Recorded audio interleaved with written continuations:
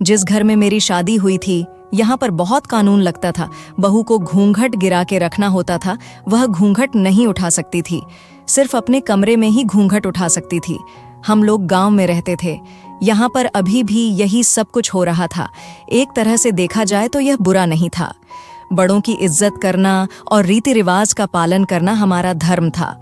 लेकिन यह देखकर मैं हैरान थी कि ऐसे बहुत से रीति रिवाज थे जिस पर मुझसे तो अमल करवाया जाता, लेकिन मेरी जेठानी से नहीं करवाया जाता था, क्योंकि इस घर की बड़ी बहू थी। एक दिन यह देखकर हैरान रह गई कि वह रात को हाथ में तेल का कटोरा उठाती और कहती, मैं ससुर जी की मसाज करने जा रही हूँ, उनकी टांगों में बहुत दर्द रहता है। थोड़ी देर के बाद कमरे से उसके रोने की आवाजें आने लगती और मैं बहुत हैरान होती। मैं बहुत उत्सुक थी। एक दिन जेठानी के कपड़े पहनकर अंदर चली गई तो देखकर हैरान रह गई कि वहां पर तो ससुर जी ने मेरा पति इस दुनिया का सबसे ज्यादा लापरवाह और मासूम आदमी था। उसे किसी बात का पता ही नहीं था। शादी की पहली रात भी वह जिस तरह से मुझसे बातें कर रहा था, मुझे समझ आ गया कि यह बस एक चलता फिरता पुरुष है। इससे ज्यादा इसके अंदर कोई अक्ल नहीं है। और यही हाल मेरे जेठ जी का था। वह कहने को तो बड़े थे, लेकिन उनकी भी इस घर में नहीं चलती थी। जब हमारे लिए यह रिश्ता आया, यानी कि मेरे लिए और मेरी जेठानी के लिए, तो मेरी तरह उसके परिवार ने भी यही सोचा होगा कि घर में सासू माँ नहीं है तो हमारी बेटियों का ही हुक्म चलेगा और वह राज करेंगी।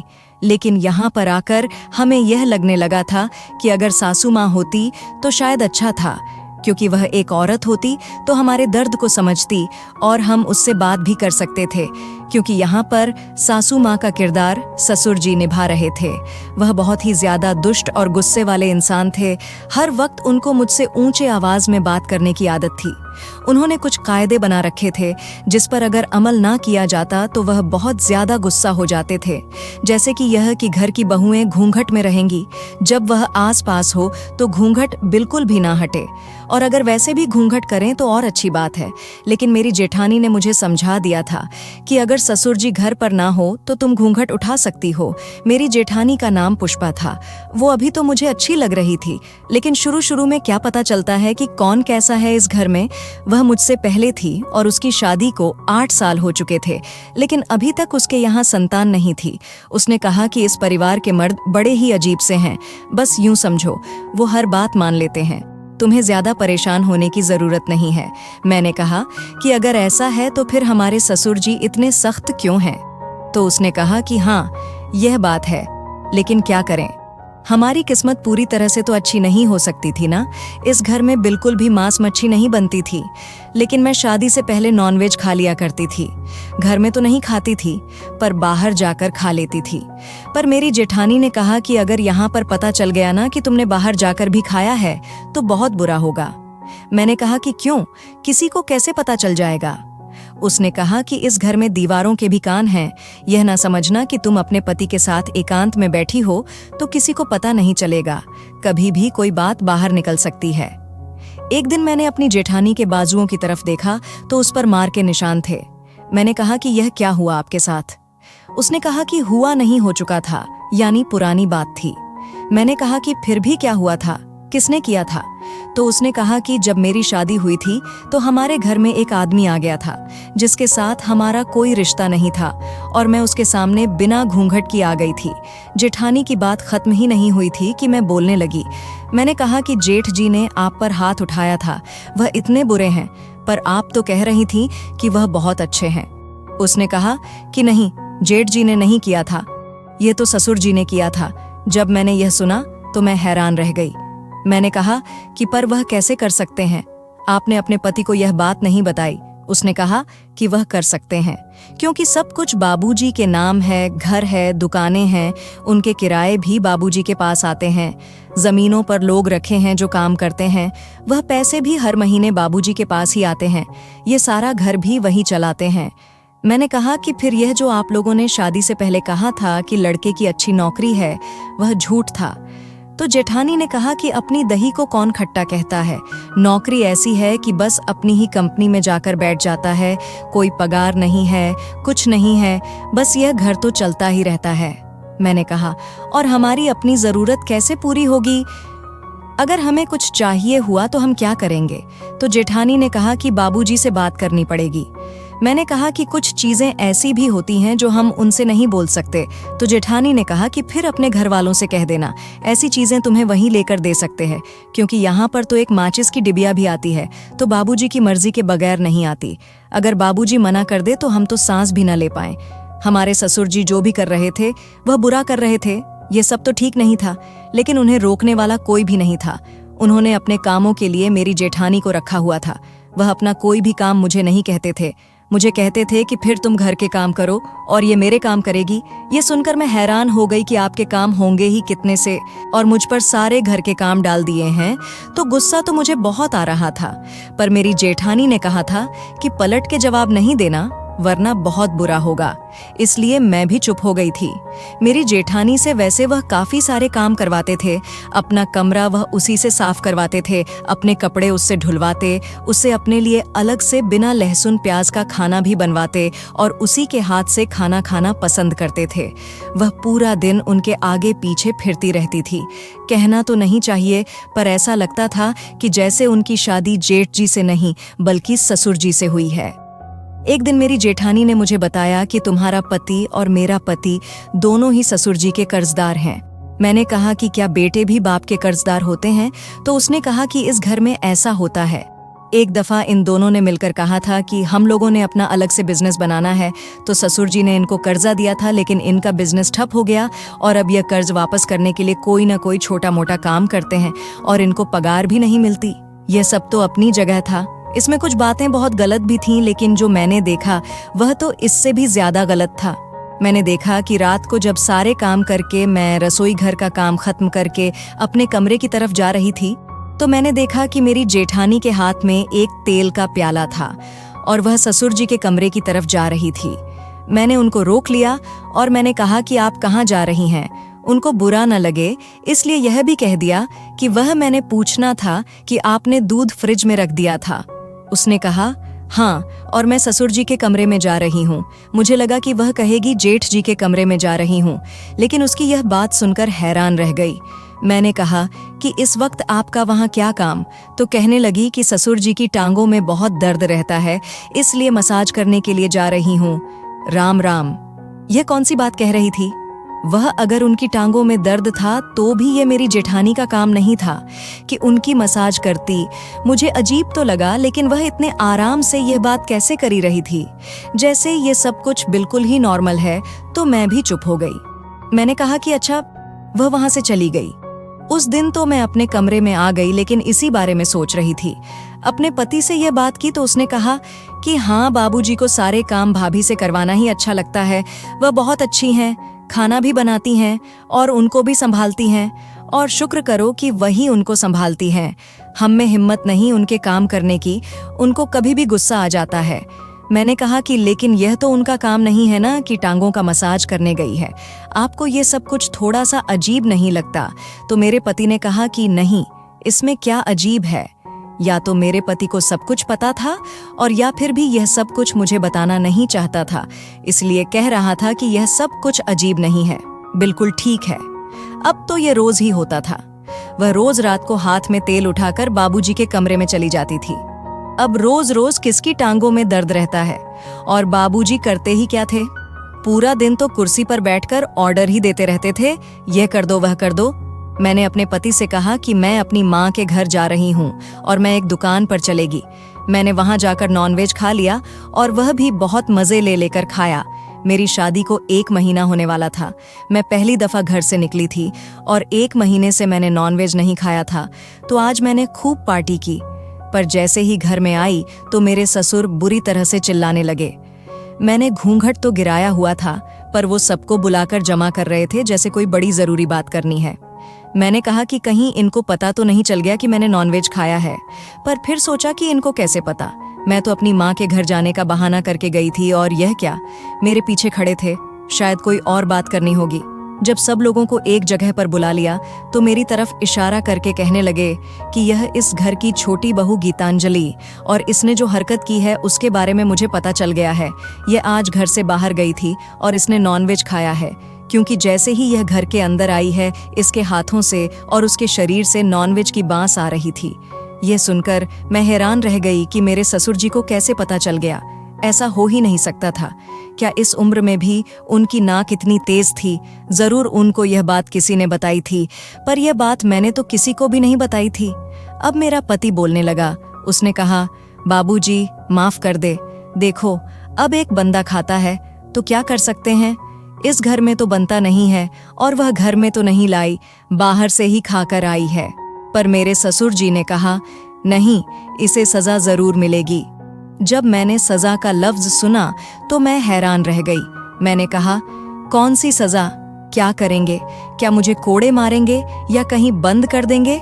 मुझे पता था ज्यादा से ज्यादा क्या हो सकता है। गुस्सा तो मुझे बहुत आ रहा था, लेकिन उन्होंने जो सजा सुनाई वह सुनकर सभी हैरान रह गए। उन्होंने कहा कि आज से अगले 2 महीने तक गीतांजलि बहू सिर्फ पतली दाल और सूखी रोटी ही खाएगी, नाश्ते में भी, दोपहर के खाने में भी और रात के खाने में भी। अगर इसके अलावा कोई और चीज इस घर में दी गई तो उसको भी यही सजा 4 महीने के लिए दी जाएगी। मैं यह सुनकर हैरान रह गई और कुछ बोलने लगी तो मेरे पति ने मेरा हाथ पकड़ा और कहा, चुप कर जाओ। उसने मुझे इशारा किया, अगर और बोलती तो शायद और सजा मिलती। मेरे पति ने कहा, कोई बात नहीं बाबूजी, जैसा आप कह रहे हैं वैसे ही होगा। गीतांजलि से गलती हो गई, उससे दोबारा ऐसा नहीं होगा। उसने मेरा हाथ पकड़कर मुझे कमरे में ले आया। मैंने कहा, बाबूजी को यह बात कैसे पता चली? उसने कहा, क्योंकि बाबूजी को तुम्हारी माँ ने फोन किया था नमस्ते करने के लिए और उन्होंने बताया कि तुम उनके घर पर नहीं हो। और फिर पता नहीं उनको यह बात किसने बताई कि तुम नॉनवेज खाती हो और तुमने कहा था कि मैं बाहर जाकर खा लूंगी। मैंने अपना दिमाग घुमाया तो मुझे याद आया कि यह बात मैंने पुष्पा भाभी को बताई थी। इसका मतलब कि भाभी ने ही यह बात ससुर जी के कान में डाली थी और उनका अनुमान ठीक लग गया था और मेरी शामत आ गई थी। 2 महीने तक कौन सिर्फ दाल रोटी खाता है। उन्होंने साथ में यह भी कहा था कि अगर उसने फिर से यह हरकत की तो फिर इससे भी ज्यादा बड़ी सजा दी जाएगी। मैंने अपने पति से कहा, यह क्या हो रहा है?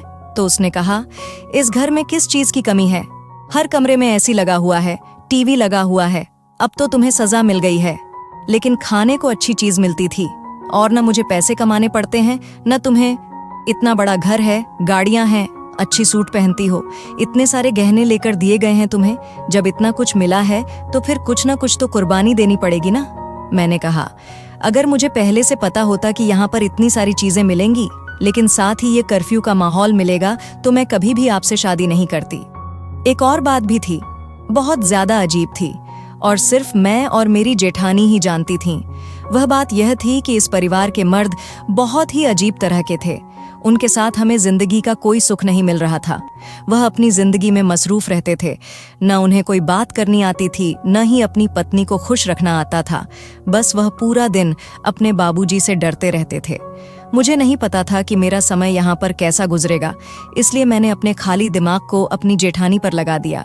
एक दिन जब वह बाबूजी के कमरे में गई तो मैं भी बाहर खड़ी हो गई और सुनने लगी कि यह क्या बातें करते हैं, दोनों मिलकर क्या खिचड़ी पकाते हैं, क्योंकि मुझे पता चल गया था कि यह मेरी ही बातें करते हैं। इसने बाबूजी के दिमाग में ये बात डाली थी कि मैं बाहर जाकर नॉनवेज खाने के प्लान बना रही थी और मुझे सजा मिल गई थी। वह कहते हैं ना कि खाली दिमाग में तो शैतान रहता है। मेरे साथ भी यही हुआ था। अब मेरा दिमाग इसी तरफ लग गया था। मेरे दिमाग में अजीब सा जासूसीपन आ गया था। मेरे दिमाग में उत्साह था कि अगर ये लोग आपस में कुछ गलत कर रहे हैं तो फिर मुझे भी मौका मिल जाएगा। मैं भी सबके सामने अपने ससुर जी की क्लास लगाऊंगी जैसे उन्होंने मेरी क्लास लगाई थी। बस मेरे हाथ इन दोनों की कोई गलती आ जाए तो फिर मैं भी उनको माफ नहीं करूंगी, और जब ये गलती पर होंगे तो फिर इनको पता चलेगा कि किसी को सजा देना क्या होता है। ये क्या लोगों को खरीद कर लाए थे जो उनके ऊपर इस तरह से हुक्म चला रहे थे। इसलिए अब मैं कोई न कोई सुराख अपने हाथ में पकड़ना ही चाहती थी। कमरे के बाहर खड़ी थी जब अचानक से मुझे कुछ अजीब सा सुनाई दिया। मेरी जेठानी रो रही थी, बुरी तरह से रो रही थी और रोते रोते कुछ बोल रही थी। जैसे कोई रोते हुए कोई बात करता है तो जाहिर है रोते हुए उसकी आवाज बदल जाती है। मुझे बिल्कुल समझ नहीं आ रहा था कि वो क्या बोल रही थी। या तो वह रो लेती और या फिर बात कर लेती।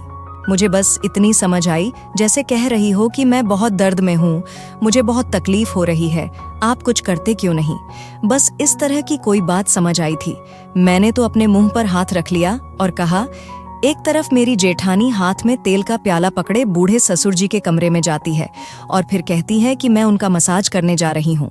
थोड़ी देर बाद उस कमरे से जेठानी के रोने की आवाज़ आने लगती है और वह कहती है, मुझे दर्द हो रहा है, मुझे तकलीफ हो रही है, ऐसा नहीं करें। और फिर यह अपने सारे काम सिर्फ भाभी से ही करवाते हैं और सारी पाबंदियाँ मेरे लिए, भाभी के लिए कोई पाबंदी नहीं थी। मेरी शादी नहीं हुई थी तो मैं सलवार सूट पहनती थी, लेकिन मेरी भाभी साड़ी पहना करती थी और ससुर जी ने ही कहा था कि घर की बड़ी बहू को हमेशा साड़ी पहन के रखनी चाहिए। उन्होंने मुझे कहा था कि तुम्हारी शादी को जब 1 साल हो जाएगा तो फिर तुम कभी सलवार सूट नहीं पहनोगी, हमेशा साड़ी ही पहनूंगी। मैं भी यह सोचकर हैरान थी कि क्या सारी जिंदगी साड़ी पहनूंगी, मुझसे तो साड़ी संभाली नहीं जाती थी। मैं वहां से वापस आ गई, पर मैं यह बात किससे करती? अगर अपने पति से करती तो कोई फायदा नहीं होता। उससे बात करना न करना एक जैसा था। वह न 3 में था न 13 में था, वह कुछ नहीं कर सकता था। जैसा मैंने पहले बताया कि शुरुआत में तो मेरी जेठानी अच्छी ही लग रही थी, लेकिन मेरी बातें ससुर जी को बताना और उसी वजह से मुझे सजा मिली थी, ये बात मैं भूल नहीं सकती थी। अब मेरे हाथ में बात आई थी तो मैंने भी कह दिया। सब्जी काटते हुए मैंने उसे कह दिया कि कल मैं आपके और ससुर जी के बारे में सोच रही थी और अभी तक सोच रही हूँ। उसने कहा कि हमारे बारे में क्यों सोच रही थी और अभी भी सोच रही हो। उसने कहा कि तुम क्यों सोच रही हो? मैंने कहा कि मैं रात को पानी पीने के लिए उठी थी तो आप शायद ससुर जी के कमरे में थीं और फिर वहां से आपके रोने चिल्लाने की आवाज आ रही थी। क्या कर रही थी आप अंदर भाभी? मैं तो परेशान हो गई। मैंने कहा कि पता नहीं क्या हो रहा है, मुझे तो कुछ पता ही नहीं है और मैं तो परेशान हूँ, इसीलिए चिंता में आकर ये बात पूछ रही हूँ। लेकिन मेरी जेठानी का तो रंग ही उड़ गया। वह घबरा गई और सब्जी बनाते हुए सब्जी को कूड़े में फेंकने लगी और कूड़े को सब्जी के बर्तन में फेंकने लगी। मैंने कहा कि क्या हो गया है भाभी, आप तो बुरी तरह से ही घबरा गई हैं, क्या बात है? तो उसने मेरा हाथ पर हाथ रखा और कहा कि किसी को ये बात नहीं बताना, नहीं तो अनर्थ हो जाएगा। मैंने कहा कि क्या हो जाएगा, क्यों रो रही थी आप? आप तो उनके कमरे में मसाज करने जाती हैं, फिर वहां बैठकर रो क्यों रही थी? और क्यों बाबूजी के सामने इस तरह कह रही थी कि मुझे माफ कर दो और मुझसे यह सब कुछ नहीं करवाओ? मैं तो इस बात से हैरान हूँ कि आप सारी रात उनके कमरे में गुजार देती हो। तो उसने कहा कि नहीं, सारी रात नहीं, बस 12 बजे तक बाबूजी को नींद आ जाती है तो मैं वापस आ जाती हूँ। मैंने कहा कि 12 बजे तक तो आधी रात हो जाती है ना, इस घर में तो वैसे भी 5-8 बजे उठने की आदत है। अब वह कुछ नहीं बोल रही थी, जैसे कि उसे पता ही नहीं था कि उसे क्या बोलना है। बस उसने कहा कि किसी को ये बात नहीं बताना। लेकिन मेरी उत्सुकता खत्म नहीं हुई थी, मुझे तो जानना था। इतना तो समझ आ गया था कि यह तो कुछ नहीं बताएगी, खुद ही कुछ करके पता करना पड़ेगा। एक दिन पुष्पा भाभी ना जाने कहाँ थी, शायद नहा रही थी, तो मेरे ससुर जी ने मुझे कह दिया कि मेरे लिए चाय बना दो। मैंने दिल में सोचा कि इनको मेरी चाय पसंद न आए तो कहीं मुझे फिर से सजा न दे दें, पर मैं जब उनके लिए चाय बनाकर गई तो उनको बहुत पसंद आई। ससुर जी ने कहा कि देखो, इस घर में कुछ और कायदे हैं, इसलिए मुझे तुम्हें सजा देनी पड़ गई ताकि तुम दोबारा ऐसा न करो, पर बुरा नहीं मानना। मैंने कहा कि ठीक है बाबूजी, मैंने बुरा नहीं माना और वहीं पर बेहोश हो गई। जब मुझे होश आया तो सब लोग मेरे पास ही बैठे थे और यह खबर सुनने को मिली कि मैं माँ बनने वाली हूँ। मेरी शादी को 3 महीने हुए थे, जबकि मेरी जेठानी की शादी को इतने साल हो गए थे और अभी तक उनके यहाँ संतान नहीं थी। तो यह खबर उसके लिए तो अच्छी नहीं थी, पर मेरे लिए बहुत अच्छी थी। मेरे ससुर जी ने तुरंत मेरी नजर उतारी और पैसे मेरे हाथ पर रखकर बोले कि अब इसको कोई सजा नहीं देगा, इसकी सारी सजा खत्म है। इसके लिए इसकी पसंद के व्यंजन बनाओ, यह जो कहती है इसको खिलाओ। इसके लिए तो अब रोज फल आया करेंगे। मेरे ससुर जी इतने ज्यादा खुश हो गए, मैं हैरान रह गई कि यह वही आदमी है जिसको सिवाय पुष्पा भाभी के कुछ नजर ही नहीं आता था। अब तो यह मेरा इतना ख्याल कर रहे थे। मेरे लिए रोज घर में फ्रूट आते थे और खाने पीने की चीजें आती थीं। दूध दही रोज मुझे खाने में मिलता था और जो मैं कहती थी वह भी मेरे लिए ला दिया जाता था। मेरे ससुर जी ने कहा कि यह नॉनवेज भी खाती है तो इसको ला दो, क्योंकि ऐसी हालत में तो जो चीज पसंद होती है वही खाने का दिल करता है। मेरी जेठानी इस सब से खुश नहीं थी। उसने मुझे यह भी नहीं कहा कि अच्छा लगा कि तुम्हारे यहाँ संतान होने वाली है, चलो इस घर में बच्चा आ जाएगा। जब मैंने यह बात अपने पति से की तो उसने कहा कि भाभी कब से संतान के लिए कोशिश कर रही है, न जाने कितनी दफ़ा इलाज करवा चुकी है, लेकिन मसला उनके अंदर नहीं है, भाई के अंदर है, इसीलिए वह परेशान रहती है। ये सुन के तो मुझे भी बुरा लगा कि एक औरत के पति में ही मसला हो, फिर इसमें औरत का क्या कसूर है। पर मैंने कहा कि बच्चा तो घर में ही आएगा, हमारा बच्चा हो या उनका बच्चा, इस घर का बच्चा होगा। मेरे पति ने कहा कि हाँ, लेकिन अपना बच्चा तो नहीं होता है। मैं भी सोच में पड़ गई। मेरी माँ ने भी मुझे कहा कि इन दिनों में अपनी जेठानी के हाथ से लेकर कुछ नहीं खाना, कहीं वह तुझे कुछ दे न दे। तुझे नहीं पता बेटा, ये देवरानी जेठानी की जंग बड़ी बुरी होती है। लेकिन मुझे पता था कि मेरी जेठानी ऐसा कुछ नहीं करेगी। फिर भी मैंने अपनी माँ से कह दिया कि ठीक है, मैं ख्याल रखूंगी, आप चिंता नहीं करें। लेकिन मैंने इसके बाद कोई ख्याल नहीं रखा था। वही खाना बनाती थी और मेरे लिए तीनों टाइम खाना लेकर आती थी और मैं खा लेती थी, लेकिन मेरी उत्सुकता तो उसी जगह पर थी। अब मैंने सोच लिया था कि मुझे क्या करना है। मैं सलवार सूट पहनती थी, लेकिन मेरी जेठानी साड़ी पहना करती थी। मैंने सोच लिया था कि मैं किसी तरह अपनी जेठानी की जगह कमरे में चली जाऊंगी, ताकि मुझे पता चले कि क्या हो रहा है, क्योंकि अब मेरे दिमाग में ऐसी ऐसी उल्टी बातें आ रही थीं जिन्हें मैं अपनी जुबान पर भी नहीं लाना चाहती थी। मैं अपनी जेठानी के कमरे में गई और मैंने वहां से उनकी वह साड़ी उठा ली जो वह ज्यादातर पहना करती थी, लेकिन उनको भी तो गायब करना था, तो मैंने उनकी शाम की चाय में नींद की दवाई मिला दी जो मुझे डॉक्टर ने दी थी। उसने कहा था कि तुम्हें कम खाना है, लेकिन मैंने उनकी चाय में ज्यादा ही मिला दी। जब शाम हुई तो अपने कमरे में गई और वहीं पर सो गई। लेकिन इस टाइम तो ससुर जी खाना खाया करते थे, तो मैंने उनकी साड़ी पहन ली। पर मुझे बहुत डर लग रहा था, क्योंकि अगर ससुर जी को पता चल जाता तो वह फिर से मुझे कोई न कोई सजा देते। मैं ससुर जी का खाना लिए, साड़ी पहने और घूंघट गिराए उनके कमरे में चली गई। उन्होंने मुझे एक नजर देखा और वह समझ गए, तो कहने लगे कि यह क्या, आज घूंघट गिरा के क्यों आई हो। मैं यह सुन के हैरान रह गई कि ऐसे क्यों कह रहे हैं कि तुम घूंघट में क्यों आई हो। क्या मेरी जेठानी को यहाँ पर घूंघट करना मना था, जबकि वह तो कहती थी कि जब भी ससुर जी आसपास हो तो घूंघट करना ही करना है। मैं सोच में पड़ गई कि अब मैं क्या करूं। तो कहने लगे कि आ जाओ, बैठो, तुम्हारे लिए बहुत बड़ी खुशखबरी है, जो तुम चाहती थी वह हो गया है। मैंने फैसला कर लिया है। मैं इसी दिन का इंतजार कर रहा था कि गीतांजलि बहू कोई खुशखबरी सुना दे, तो फिर मैं भी तुम्हें आजाद कर दूंगा। मैंने अपना जिक्र सुना तो मैं और भी ज्यादा हैरान हो गई कि मेरे बारे में यह कौन सी बात कर रहे थे, और मेरी खुशखबरी से मेरी जेठानी की क्या खुशखबरी जुड़ी है। यहाँ मेरी खुशखबरी से मतलब यह था कि मेरे यहाँ संतान होने वाली थी। उन्होंने कहा कि आज तुम्हारे लिए बहुत बड़ी खबर है, अब तुम रोने मत बैठ जाना, हमेशा रोती रहती हो। मुझे भी उनकी बातें समझ नहीं आ रही थीं, क्योंकि इससे पहले इस कमरे में क्या होता था वह तो मुझे पता नहीं था। थोड़ी देर बाद वह पांव आगे करके बैठ गए, पर कहने लगे कि पहले मसाज कर दो, साथ साथ में बात बताता हूँ। उन्होंने सिर्फ पांव ही आगे किए हुए थे, लेकिन मैं सोच रही थी कि कहीं मेरे हाथ ना पहचान जाएंगे, क्योंकि यह तो पुष्पा की हाथ नहीं है। तो जब मैंने कुछ नहीं बोली तो कहने लगे कि अच्छा, परेशान नहीं हो, पहले तो मैं तुम्हारी खबर सुना देता हूँ। खबर यह है कि मैंने तुम्हें और अपने बेटे जितेंद्र को अलग करने का फैसला कर लिया।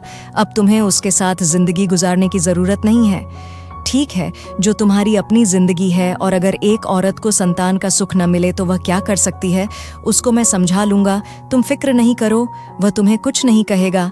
इस घर में पहले कौन सी उसकी चलती है, मैं अपनी मर्जी से यह सब कुछ करवाऊंगा।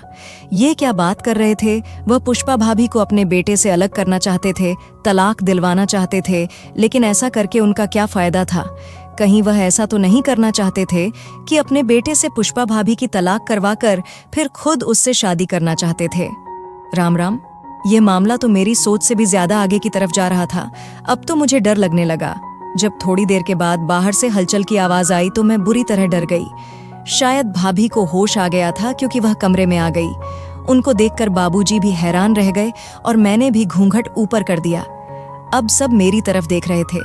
मैं बुरी तरह से घबरा गई, पर मैंने सब कुछ बता दिया। मैंने कहा कि और मैं क्या करती, मुझे उत्सुकता हो रही थी, तो मैंने ये सब कुछ किया। लेकिन बाबूजी ने गुस्सा नहीं किया। उन्होंने कहा कि मैं तुम्हें सारी बात बताता हूँ बेटी। उन्होंने बहुत प्यार से मुझे सारी बात बताई। उन्होंने कहा कि मुझे हमेशा से ही पोते पोती का बहुत शौक था, लेकिन जितेंद्र कभी भी बाप नहीं बन सकता है। हमने बहुत इलाज करवाया, पहले तो कोई इलाज नहीं करवाता था, कहता था कि पुष्पा में ही कोई खराबी है, लेकिन पुष्पा बिल्कुल ठीक है। पुष्पा की जिंदगी उसके साथ बहुत बुरी है। वह न तो उसे संतान सुख दे सकता है और न ही वो पुष्पा का ख्याल करता है। वह इस पर हाथ भी उठाता है और इनकी जिंदगी बहुत बुरी जा रही है। यह रोज मेरे पास आकर मुझे कहती थी कि बाबूजी मुझे इस कैद से आजाद कर दे, मुझे अपने बेटे से तलाक दिलवा दें, कि इस घर में बाबूजी की मर्जी के बगैर तो एक पता भी नहीं हिलता था, तो फिर तलाक जैसा बड़ा फैसला पुष्पा अकेले कैसे कर सकती थी। और जितेंद्र भी तलाक देने के मूड में नहीं था। अगर केस होता तो उसने केस लड़ना था, लेकिन तलाक नहीं देनी थी।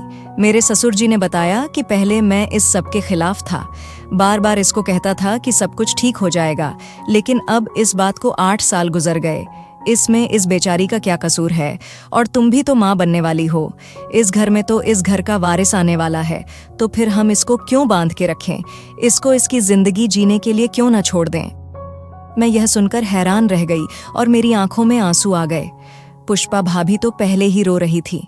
हम तो समझते थे कि बाबूजी पुराने ख्यालात के हैं, उनको किसी का एहसास नहीं है, परवाह नहीं है, सिर्फ अपने उसूलों की पड़ी है। लेकिन उन्होंने बहुत अच्छा फैसला किया था, और जो पुष्पा भाभी की बाजू में निशान था वह भी बाबूजी ने नहीं, उनके पति ने किया था। लेकिन वह अपने पति को बुरा नहीं बनाना चाहती थी, इसलिए झूठ बोला। सच तो कह रहे थे वह कि इसमें भाभी का क्या कसूर था। उनको बच्चों से बहुत ज्यादा लगाव था। वह अपने बच्चे पैदा करना चाहती थी, लेकिन उनके पति से उनको कभी बच्चे पैदा नहीं हो सकते थे, और इसलिए उनका पति उनके ऊपर हाथ उठाता और जुल्म भी करता था। वैसे जिंदगी जी रही थी, बाबूजी के सामने रोती थी, अर्जी डालती थी कि कोई तो सुनवाई होगी, और आज सुनवाई हो रही थी। पर पुष्पा भाभी ने बहुत अच्छा फैसला किया। उन्होंने कहा कि नहीं बाबूजी नहीं, मुझे कहीं नहीं जाना, मुझे इसी घर में रहना है, मुझे तलाक नहीं चाहिए। बस मैं तो यह चाहती थी कि मुझे मेरा अधिकार देने की बात हो जाए, ताकि मेरे दिल को सुकून आ जाए कि मेरे लिए भी किसी के दिल में कोई प्रेम है, कोई मेरी भी परवाह करता है। मैंने भगवान से प्रार्थना की है, सब कुछ ठीक हो जाएगा, और फिर गीतांजलि का बच्चा भी तो मेरा बच्चा ही होगा ना। इस बात पर बाबूजी ने पुष्पा के सर पर हाथ रखा और कहा कि जीती रहो बेटी, तुमने बहुत अच्छा निर्णय लिया है। मेरे यहाँ एक साथ 2 बच्चे पैदा हुए, और भाभी ने मेरी बहुत मदद की। अगर वह नहीं होती तो मैं कभी भी इन्हें बच्चों को संभाल नहीं पाती। और फिर 2 साल गुजरने के बाद यह खुशखबरी हमारे लिए बहुत बड़ी थी कि भाभी के यहाँ भी संतान होने वाली थी। डॉक्टर ने कहा था कि आपका बेटा ठीक हो गया है। बाबूजी भी बहुत खुश हुए। उनके हाथ प्यारी सी गुड़िया पैदा हुई, यानी कि बेटी पैदा हुई। अब इस घर में 3 बच्चे हैं और सब लोग आपस में प्रेम से रहते हैं। कोई भी आपत्ति नहीं है, कोई भी मसला नहीं है। आप लोग बताएं कि मेरी पुष्पा भाभी ने ठीक फैसला किया या नहीं। वह अपने अधिकार के लिए लड़ रही थी, पर वो कहती है कि मेरी जंग मेरे अधिकार के लिए नहीं थी, यह जानने के लिए थी कि क्या मुझे मेरा अधिकार मिल सकता है। और जब मैंने जाना कि हाँ मिल सकता है, तो मैंने सोच लिया कि मुझे तलाक नहीं चाहिए, और अपने पति के साथ जिंदगी गुजारने का फैसला कर लिया। अब उनका पति भी बदल गया है, अब हाथ नहीं उठाता।